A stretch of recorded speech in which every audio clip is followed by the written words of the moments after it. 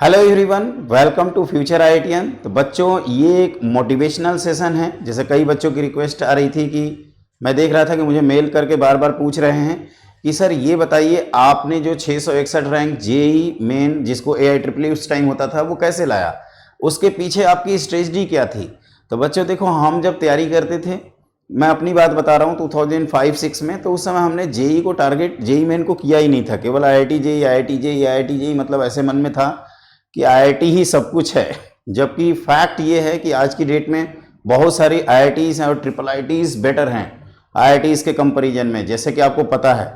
तो जो मेरी स्टोरी है बच्चों, वो ये है कि मैं IIT का जब सॉल्यूशन देखा तो एकदम टूट गया था, क्योंकि 50% स्कोर आ रहे थे।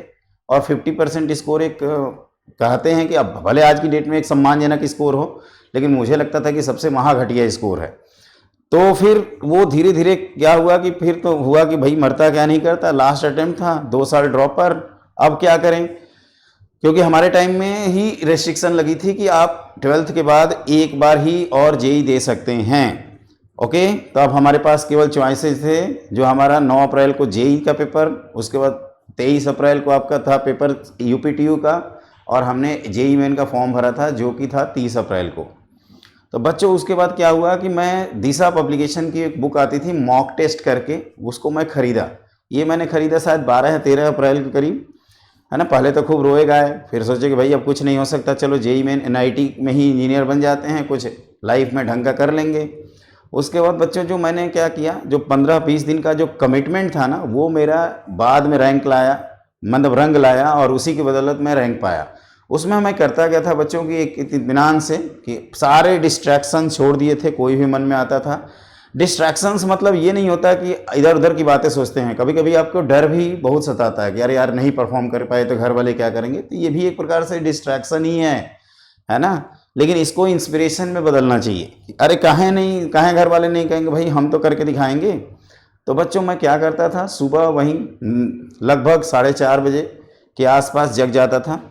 फिर अपना थोड़ा बहुत मुंह हाथ धोए, उसके बाद मैं बैठ जाता था बच्चों सेल्फ स्टडी के लिए 5 बजे से लेकर 7 बजे तक। 7 से 9 हमारा रेगुलर रूटीन टाइम होता था, जिसमें नहाना धोना नाश्ता वास्ता करना। उसके बाद 9 बजे से बच्चों हम टेस्ट देते थे। 9 से 12 कहते हैं ना, चलती हो क्या 9 से 12, वो वाला 9 टेस्ट देते थे। अब सुबह देता था, इधर उधर मत सोचो। 9 से 12 हमने टेस्ट दिए। फिर 12 बजे, 12:30 बजे के करीब हम क्या करते थे, अपना लंच वंच करते थे। फिर अपने को कोसते थे, सॉल्यूशन मिलाते थे, तो कहते थे अपने को खूब भड़ास निकालते थे। जितना फ्रस्ट्रेशन था सब अपने ऊपर निकाल लेते थे कि अबे साले क्या करने गया है कानपुर, मैंने सारा नैया डुबा दिया सबकी, क्या यही तैयारी कर रहा है। तो इस तरह से बच्चों हुआ क्या कि वो जब अपने पे आप कहते हैं ना, खुद अपने को समझाते हैं, तो उससे ज़्यादा आपका कोई भी फ्रेंड उस टाइम नहीं होता। और उसके बाद क्या था, ये धीरे रोज प्रोसेस चलता था। अल्टरनेट डेज में टेस्ट देता था, और जिस दिन टेस्ट नहीं देता था उस दिन मैं सेल्फ स्टडी करता था।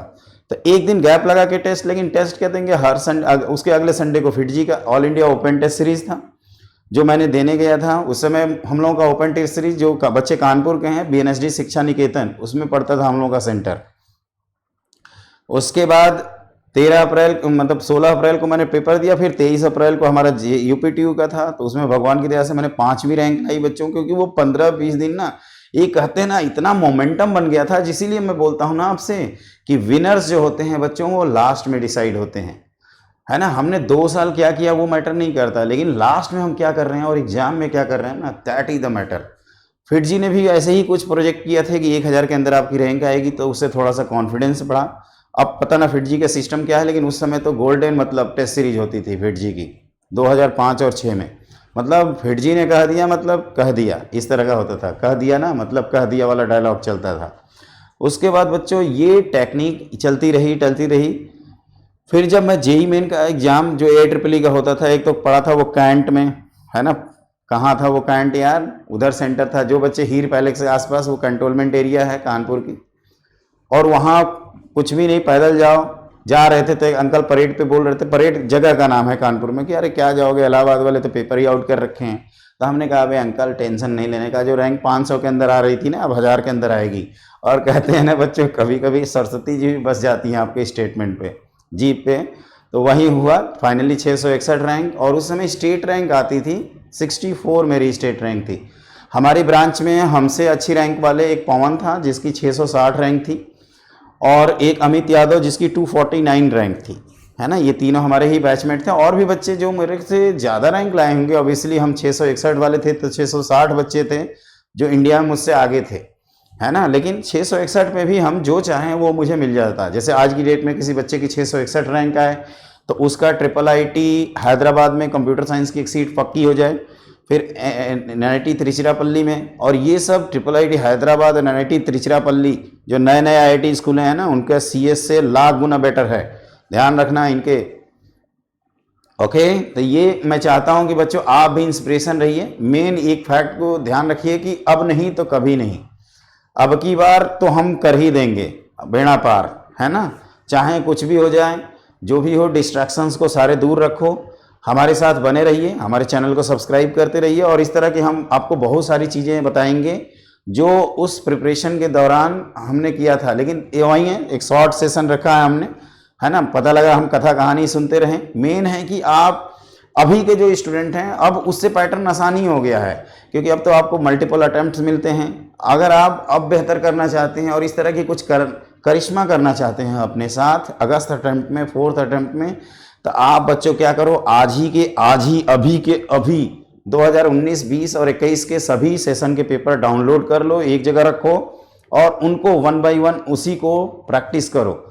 ओके, वो सबसे ज़्यादा ज़रूरी है। जो पेपर आपने, उसमें से 4-5 पेपर ऐसे सेलेक्ट कर लीजिए जो आपने कभी देखे ना हो, और उसको एज ए मॉक टेस्ट की तरह दीजिए। मैं तो अल्टरनेट डेज देता था क्योंकि मेरे पास समय कम था।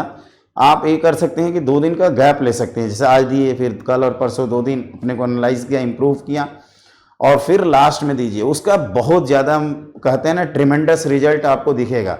ऐसे रोना धोने से, है ना, पीछे पर्दे के और पीछे वाला जो है ना, पर्दे के पीछे रोने लगता है बाद में, और फिर कहता है घर वाले क्या सोचेंगे। अबे घर वाले का काम ही है सोचना, तुम्हारा काम है करना।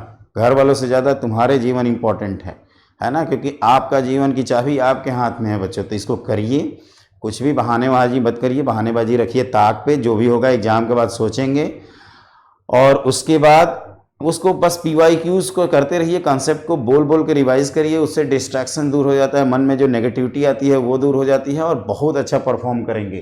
फ्यूचर IITian को इसी बात पे सब्सक्राइब कर लीजिए। ओके, जल्दी मिलते हैं एक नए जोश के साथ। Good luck.